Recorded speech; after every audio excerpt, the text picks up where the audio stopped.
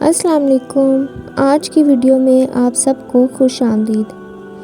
پیارے ساتھیوں، خلیفہ ہارون الرشید کا شمار ماضی کے ان نیک اور ذمہ داران خلیفہ میں کیا جاتا ہے جنہوں نے اپنی رعایا کے لیے اپنی اور اپنے وزراء کی نیندوں تک کو ختم کر دیا تھا۔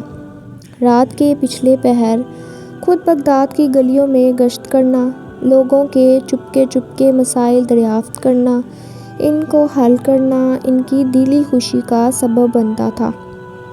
دوستو، ایک رات خلیفہ اپنے ایک انتہائی بھروسے مند وزیر کے انتظار میں بیٹھے گہری سوچ کے سمندر میں غوطہ زن تھے۔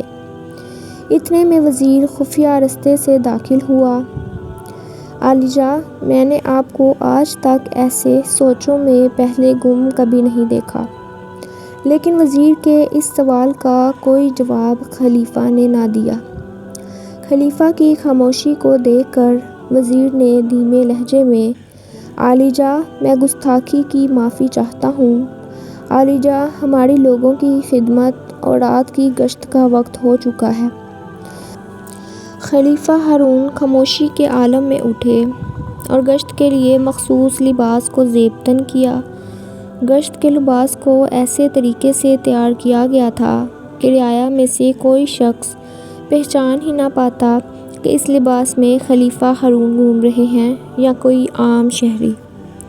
خلیفہ ہارون الرشید اور ان کا خلیفہ بغداد کی گلیوں میں ایسے گھوم رہے تھے کہ پاس سے گزرنے والوں کو اس کی خبر نہ ہوتی تھی۔ وزیر، آج لگتا ہے بغداد میں کوئی حاجت مند نہیں ہے، یا آج ہمارے نصیب میں خدمت کا کوئی موقع نہیں۔ اتنے میں گلی کی نکڑ پر ایک دردمندانہ آواز ان دونوں کے کانوں تک پہنچ ہی گئی۔ خلیفہ ہارون الرشید اور اس کا وزیر حیرت کے ساتھ ایک دوسرے کو دیکھنے لگے۔ رات کے اس وقت فقیر کی صدا، اور وہ بھی بازار کے ویرانے والی سائٹ پر۔ دونوں احباب نے آواز کا تعاقب کیا اور آخرکار فقیر تک پہنچ ہی گئے۔ فقیر کو سامنے دیکھا تو معلوم ہوا کہ فقیر دونوں آنکھوں سے اندھا بھی ہے۔ فقیر یہ نہ سمجھ پایا کہ اس کے سامنے کون کھڑا ہے، اس لیے اس نے دوبارہ ایک دفعہ پھر اللہ کے نام پر مانگنے کی صدا لگائی۔ خلیفہ ہارون فقیر کو ایک اشرفی دینے کے بعد واپس مڑنے ہی لگے تھے کہ فقیر بول اٹھا، مجھے ایک تھپڑ مارو۔ خلیفہ اور وزیر بھی ایک دوسرے کی طرف دیکھنے لگے کہ اندھا فقیر دوبارہ بولا، بھائی، آپ نے مجھے ایک اشرفی دی، اب اس لیے مجھے ایک تھپڑ مارو، ورنہ اپنی اشرفی واپس لے لو۔ خلیفہ ہارون نے اندھے فقیر کو بڑی محبت اور پیار سے سمجھایا، بھائی، آپ بھیک مانگ رہے تھے، میں نے بھیک دی، اب میں آپ کو بلا وجہ تھپڑ کیوں ماروں؟ یہ آپ کا کیسا تقاضا ہے جو میری سمجھ سے باہر ہے؟ یہ کہہ کر خلیفہ چلنے لگے تو اندھے فقیر نے اشرفی کو خلیفہ کے پیچھے پھینکتے ہوئے کہا، تھپڑ نہیں مارنا تو اپنی اشرفی کو بھی ساتھ لیتے جاؤ۔ خلیفہ ہارون الرشید نے وہ اشرفی زمین سے اٹھائی، فقیر کی ہتھیلی پر رکھی اور نہ چاہتے ہوئے بھی ایک ہلکا سا تھپڑ فقیر کے منہ پہ دے مارا اور چل دیے۔ 2-3 قدم بڑھنے کے بعد خلیفہ رکے۔ خلیفہ کے دل میں تجسس ہوا، بھیک کے بعد تھپڑ، اس بات میں ضرور کوئی گہرا راز چھپا ہے۔ خلیفہ نے وزیر سے کہا، آپ جائیں اور فقیر سے کہیں کہ آپ کو دی گئی اشرفی خلیفہ ہارون الرشید نے دی ہے اور وہ آپ کو صبح دربار میں طلب کر رہے ہیں تاکہ تمہاری مدد کی جا سکے۔ اگلے دن صبح بادشاہ سلامت اپنے دربار میں اپنی رعایا کے ساتھ مسائل حل کرنے میں مصروف تھے کہ ادھر اندھا فقیر بھی آ پہنچا۔ سلام عرض کرنے کے بعد اس کو ایک سائڈ پر کھڑا کر دیا گیا۔ عوام کے مسائل سے فارغ ہونے کے بعد خلیفہ اندھے فقیر کی جانب متوجہ ہوئے اور پوچھنے لگے، اے فقیر، آپ کے رات والے واقعے نے مجھے حیرت میں مبتلا کیا، اب آپ کھل کر بتائیں، بھیک مانگنے کے بعد تھپڑ کھانے کا ماجرا کیا ہے؟ اندھا فقیر بولا، عالیجاں، میرا اصل نام عبداللہ ہے اور میں بغداد کا ہی رہائشی ہوں۔ میرے والد نے میرے سکون آرام کے لیے بڑی محنت سے دولت اور مال اکٹھا کیا۔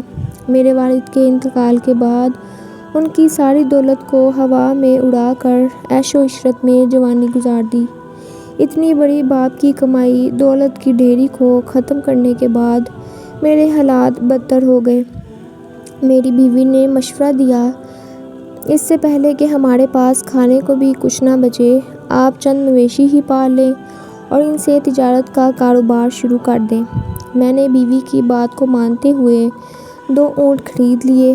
ان کی خوب خدمت و مدارت کرتا، ان کے کھانا پینا سب کچھ اپنی اولاد کی طرح کرتا۔ میرے رب مجھے اندھیروں سے نکال کر ایک مرتبہ پھر روشنی میں لا کھڑا کیا۔ لوگوں کا اعتماد مجھ پہ بڑھ گیا۔ ایک شہر سے دوسرے شہر ان کے سامان کو تجارت کے لیے میں لے کر جاتا تھا۔ اس کاروبار سے مجھے بہت نفع ہوا اور میں نے 2 اونٹوں سے 40 اونٹ خرید کر کاروبار کو کافی وسیع کر دیا تھا۔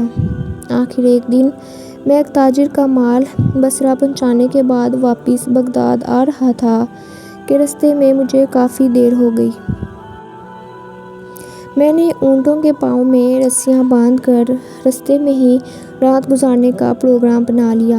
اونٹوں کو گھاس چرنے کے لیے چھوڑ دیا اور خود لکڑیاں اکٹھی کر کے آگ جلا کے ان کے پاس ہی بیٹھ گیا، کیونکہ مجھے کھانا تیار کرنا تھا۔ اتنے میں ایک مسافر مجھے اپنے پاس آتا دکھائی دیا۔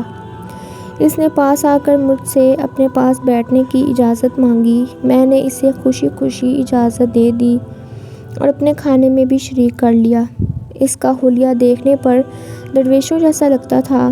گپ شپ کا سلسلہ چلتا رہا۔ باتوں باتوں میں بزرگ کہنے لگے، میں یہاں قریب کی پہاڑیوں میں رہتا ہوں۔ انہی پہاڑیوں میں ایک غار کے اندر بہت قیمتی اور کثیر تعداد میں خزانہ دفن ہے۔ اتنا خزانہ کہ تم صرف چند اونٹوں پر ہی لاد دو تو تمہاری 7 نسلوں سے بھی وہ خزانہ ختم نہ ہو۔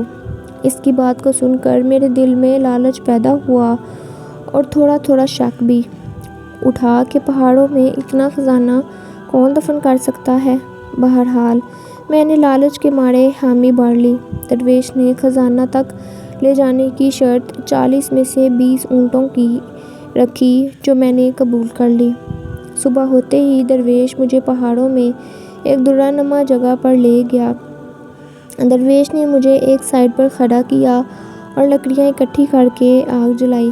کچھ پڑھنا شروع کیا۔ اپنی جیب سے ایک ڈبیا نکالی، اس سے کوئی پاؤڈر نما چیز نکالی۔ جو ہی اس کو آگ پر پھینکا، آگ سے دھواں اٹھنا شروع ہو گیا اور غار کا منہ کھل گیا۔ اتنا زیادہ خزانہ دیکھ کر میں خود پر یقین ہی نہیں کر پا رہا تھا۔ میرا شک یقین میں اور میرا لالچ مزید طول پکڑ گیا۔ وعدے کے مطابق میں نے 20 اونٹ درویش کو دیے اور 20 پر خوب سونا لادا، مگر اتنے بڑے خزانے سے درویش نے ایک رتی تک نہ اٹھائی۔ اس کے بعد درویش اپنے رستے اور میں اپنے رستے خوشی خوشی چل دیا۔ تھوڑا دور آیا تو میرے اندر کے لالچ نے ایک مرتبہ پھر انگڑائی لی۔ میں نے سوچا کہ درویش 20 اونٹ کہاں سنبھال پائے گا۔ میں نے اپنے قافلے سے گھوڑا نکالا اور درویش کو رستے میں پکڑ لیا۔ نہایت ادب سے، بابا جی، میں نے ان اونٹوں کے ساتھ عمر گزاری ہے۔ آپ ٹھہرے درویش، ان اونٹوں کو کیسے پالیں گے؟ اس لیے آپ اونٹ مجھے واپس دے دیجئے۔ درویش نے خاموشی سے اونٹ تو میرے حوالے کر دیے، مگر اب میرا لالچ میرے بس سے باہر ہوتا جا رہا تھا۔ میں سوچنے لگا، اس بزرگ کے پاس ایک چاندی کی ڈبیا ہی بس بچی ہے، کیوں نہ اس سے وہ بھی مانگ لوں۔ بزرگ نے اتنے بڑے خزانے سے کچھ نہیں لیا تو اس ڈبیا کے ساتھ کیا کرے گا؟ میں نے جب درویش سے اپنی عرض کی تو درویش نے ڈبیا دینے سے صاف انکار کر دیا۔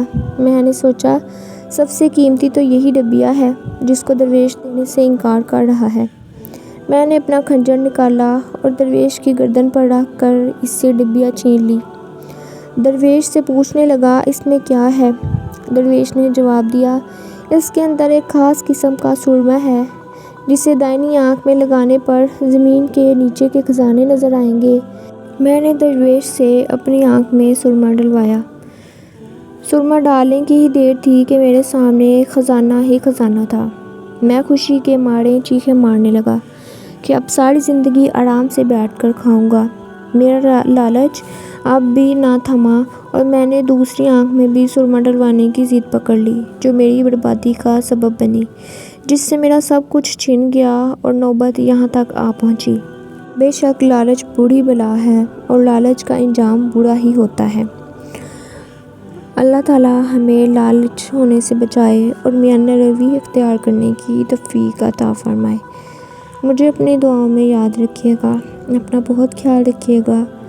ملتی ہوں آپ سے اگلی ویڈیو میں ایک نئے واقعے کے ساتھ، تب تک اللہ حافظ۔